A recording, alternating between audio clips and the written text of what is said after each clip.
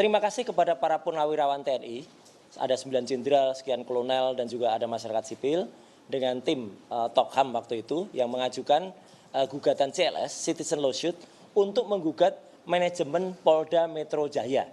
Nah itu ya, jadi jelas banget kan, yang digugat adalah manajemen Polda Metro Jaya.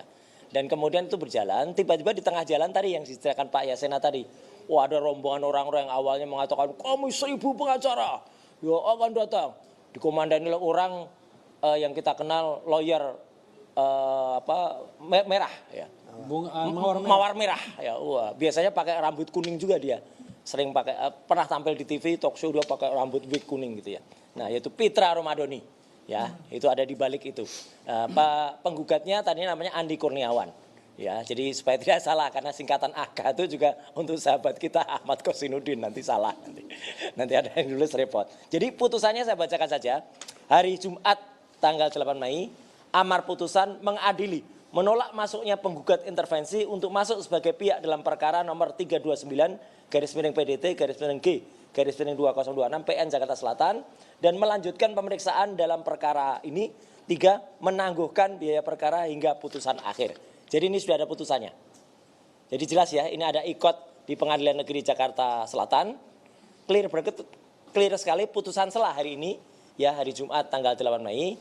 Jadi sidang CLS lanjut.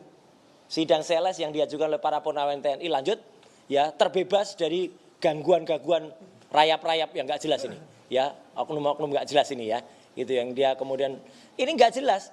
Kalau beliau-beliau itu adalah orang yang ada hubungannya dengan Polda Metro Jaya, silahkan gitu ya.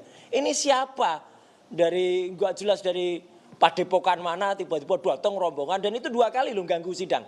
Saya sendiri jadi saksi ketika ganggu itu. Maksudnya berdesak ketika datang ditanya surat kuasanya nggak ada. Yang kedua kemudian kartu apanya nggak dibawa. Gimana bisa orang mau sidang kok nggak bawa identitas ya?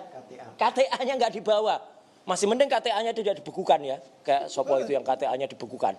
Dibekukan tuh kayak gigi, kalau sudah dibekukan nanti cabut gitu ya. Nah itu. Ya itu yang pertama ya. Jadi kami sangat mendukung. Terima kasih sekali lagi untuk purnawirawan TNI dan juga untuk para lawyer yang di bawah Tokham yang kemudian menyampaikan. Tokham juga berada di sini juga. Jadi artinya ada tim pembela Dr. Tifa, ada Tokham, ada Troya yang ada di sisi sini. Yang kedua, tadi Mas Refli juga sudah menyampaikan ini dukungan juga kepada Mas Sigit Priambodo, alumnus Fakultas Hukum UGM asli, Sigit Pratomo, alumnus Fakultas Hukum Universitas Gajah Mada yang asli juga, yang dibantu oleh lawyer namanya Mbak Deka Ajeng Maha Asri, yang kemarin mengajukan gugatan untuk PMH di Pengadilan Negeri Surakarta. Ya gitu. Jadi kenapa? Karena ini tujuannya sama, ini menarik. Persis seperti apa statementnya Pak Yusuf Kalla. Percaya, Mas Sigit itu percaya ijazahnya asli, tapi tunjukkan. Nah, jadi kalau asli ya harusnya berani tunjukkan.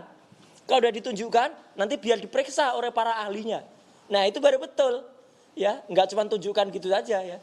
Nah, jadi artinya adalah kami karena merasa ini adalah satu hal yang pantas didukung, kita dukung. Jadi orang kalau negarawan asli, mestinya Joko Widodo tidak ada kesulitan untuk menunjukkan ijazah asli ini. Ya, kalau memang asli, ya kalau memang ada tunjukkan, nggak perlu ragu-ragu. Yang ketiga, kami perlu menyampaikan dukungan dan rasa apresiasi kami untuk yang tadi pagi jam 10, ya, kemudian mengajukan juga permasalahan di Pengadilan Negeri Tata Usaha Negara, ya, yang ada di Petun, yaitu teman-teman Bonjowi, bongkar ijazah Jokowi. Termasuk juga upaya dari rekan kita juga, Dr. Bonatua, yang sudah sebentar lagi akan melonsing buku. Judul bukunya apa? Ijazah Jokowi tidak pernah ada. Ya, nanti buku itu bisa dibeli di resellernya, orangnya lagi datang gitu. Nah, badan besar ya. Jadi buku yang berjudul Ijazah Jokowi bukan palsu, tidak pernah ada. Ijazah asli Jokowi tidak pernah ada. Karangan Dr. Bonatua. Dan itu penelitian benar loh ya. Penelitian bukan yang penelitian pakai rotasi, translasi, yang kemudian berbeda, apalagi pesanan. Penelitian itu ternyata pesanan. Peneliti bukan Scopus ya, Kropus gitu ya. Ya karena dipesan. Oh Bonatua iya, kalau Bonatua peneliti Scopus asli. Kalau yang peneliti yang pesanan itu yang 21 hari, yang nanti pada saat sebelum peneliti harus diperiksa dulu oleh ahli-ahli dari Oslo, Kemudian dipastikan covernya cocok apa enggak. Kalau covernya enggak cocok, enggak boleh. Peneliti kok melacurkan diri kayak gitu ya. Aduh, parah itu. Nah, itu. Jadi dukungan-dukungan itu sangat membantu kami ya. Nah, sekarang inti poinnya adalah yang ingin saya sampaikan juga supaya tidak salah. Apa yang saya sampaikan ini adalah senada dengan apa yang terjadi pada klaster 1. Saya kemarin bersama-sama dengan klaster 1 ya, bersama-sama dengan Pak Rustam Effendi, Pak Rizal Fadila, Bu Kurniati Nurani dengan tim yang ada di sana ya, yang ada di klaster 1, kita sama. Tidak ada perbedaan. Jangan ada yang memperadukan kita, oh sana enggak menghentikan. Sama. Tujuannya adalah apa? Menghentikan supaya ini benar-benar hanya mengadili ijazahnya saja. Bukan untuk kemudian menersangkakan saya. Di sini ada dengan Dr. Tifa, di sana Bu Kurnia, Pak Rizal Fadila dan juga Mas Rustam. Jadi sama tujuan kami. Ijazah ini harus terbongkar kepalsuannya. 99,9% terbongkar. Tapi sidangnya yang mana? Sidangnya ya sidang ijazah ini. Nanti sidang CLS, nanti PMH, bukan fitnah dan penyebaran nama baik, sidang KIP juga. Jadi bukan fitnah dan pencemaran nama baik. Itu yang paling penting. Karena apa? Ya, yang kemarin juga saya sampaikan karena juga mungkin waktunya sangat mepet kemarin ya. Saya jelaskan secara detail teknis sekali lagi bahwa semua itu kan terjadi gara-gara sebuah postingan orang namanya Dian Sandi Utama di X atau di Twitter ya. Dian Sandi Utama waktu itu memposting sebuah ijazah yang disebut-sebut itu ijazah menurut dia, sebentar saya tunjukkan mana nih. Kalau barang palsu itu biasanya memang susah dicari, kadang-kadang menghilang. Ya, bukan yang postingannya Dian Sandi. Ini nih, nah palsu ya susah. 1 April tahun lalu Dian Sandi itu memposting di X seperti ini. Buat yang ributin ijazahnya Jokowi, ini saya tampilkan yang asli kata dia asli. Itulah yang membuat tadinya ada seorang dokter respon hasil lansian ini par harus pakai gini-gini ya gitu. Karena palsu ya. Itu meneliti.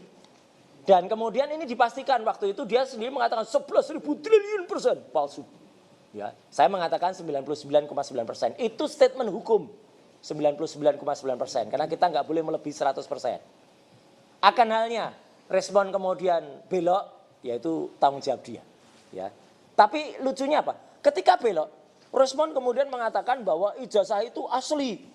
Ada watermarknya. Nah, tampilkan di salah satu TV kayak gini. Saya pastikan 99,9% dan itu juga dipastikan oleh topi merah seorang peneliti. Ini adalah palsu. Apa yang dilakukan respon adalah palsu. Kenapa palsu? Diakui sendiri oleh Dian Sandi. Dian Sandi adalah orang yang memposting ijazah itu. Bahwa dia tuh hanya memposting ijazah dengan kualitas yang sangat kecil.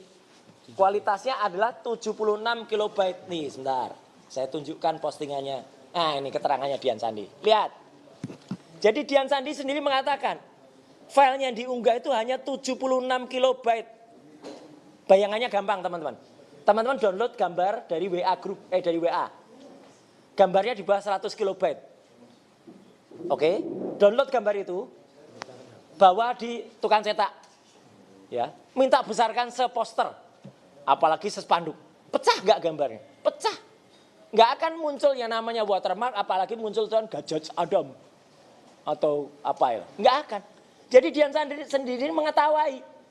Itu belajar dari mana kok bisa muncul? Iya, berarti filenya bukan dari Dian Sandi.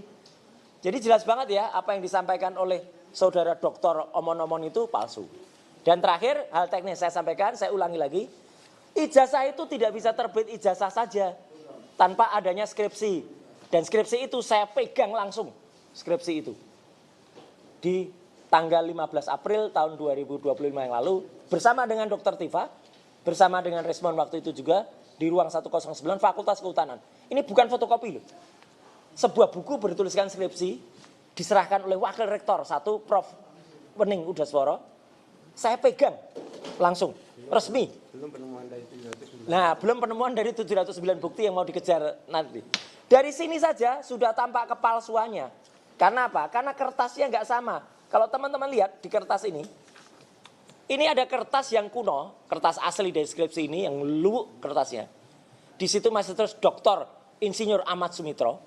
Sedangkan di halaman pengesahannya, kertasnya masih bagus, putih. Tertulis Profesor Dr. Insinyur Ahmad Sumitro. Di buku yang sama, tertulis profesor, tertulis doktor. Kalau bukunya beda, oke. Ini bukunya sama.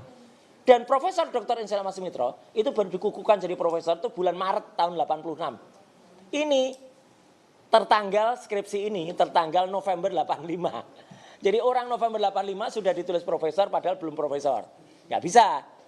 Ya. Dan ini nggak ada lembar pengujiannya, itu sudah berkali-kali saya sampaikan. Lawyernya selalu mengatakan ada lembar pengujiannya terpisah. Skripsi kalau lembar pengujiannya terpisah itu skripsi dari Universitas Ruko atau mana gitu ya. Ya, Konoha itu. Dan satu lagi yang telak banget. Putri Profesor Dr. Insinyur Ahmad Sumitro menyatakan nama ayah saya yang benar adalah Profesor Dr. Ahmad Sumitro pakai U. Ini tanda tangannya. Tanda tangannya beda banget dengan tanda tangannya Profesor Ahmad Sumitro yang ada di sini. Ini tanda tangan siapa? Ya, jadi Mbak Aida Greenberry atau Aida Astuning Putri, kebetulan Mbak Aida Astuning Putri itu adalah teman seangkatannya Dr. Tifausia Tiasuma.